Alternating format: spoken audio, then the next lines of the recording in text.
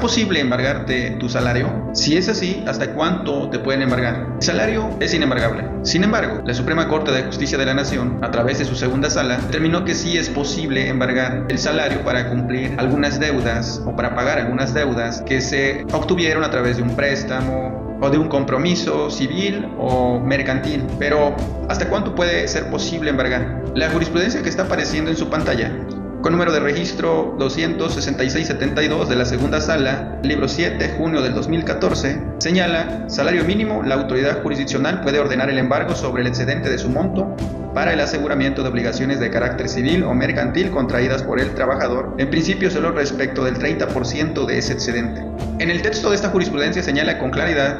que una autoridad jurisdiccional puede ordenar el embargo sobre el excedente del monto del salario mínimo para el aseguramiento de obligaciones de carácter civil o mercantil contraídas por el trabajador, en el entendido de que esta medida solo procede respecto del 30% de dicho excedente. De esta manera podemos observar que en el derecho laboral ordinario, regulado por la Ley Federal del Trabajo, sí se puede embargar el salario, pero sobre el excedente a un 30% del salario mínimo, bajo ciertas medidas y reglas establecidas tanto en el Código Federal de Procedimientos Civiles como en la Ley Federal del Trabajo. Pero ahora, ¿qué pasa con el derecho laboral burocrático?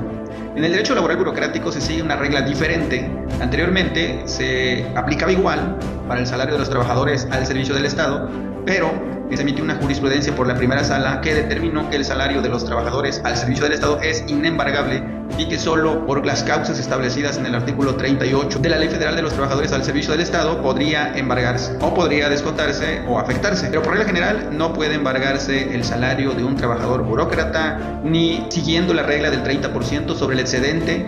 del salario mínimo como lo estableció la segunda sala. Dicha jurisprudencia es la que aparece en su pantalla con número de registro 202-7834, primera sala, libro 32, diciembre del 2023, que dice: salario de los trabajadores al servicio del Estado es inembargable salvo en los supuestos expresamente previstos en el artículo 38 de la Ley Federal de los Trabajadores al Servicio del Estado. En esta tesis se analizó la viabilidad de aplicar por analogía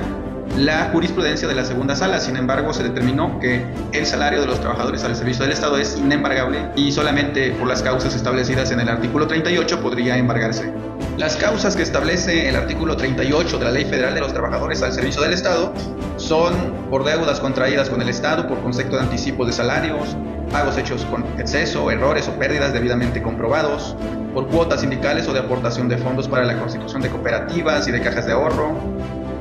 por descuentos ordenados por el Instituto de Seguridad y Servicios Sociales de los Trabajadores del Estado,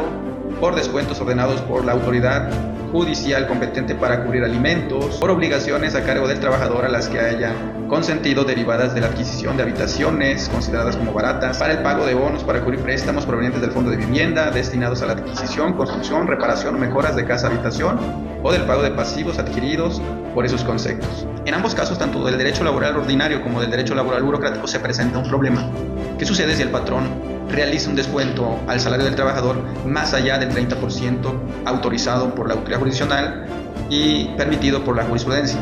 En este caso, tendría que dirigir un escrito al patrón para señalarle que el descuento se está realizando de manera incorrecta. Y en caso de que haga caso omiso o continúe aplicando el descuento excesivo, podría acudir a la Profedet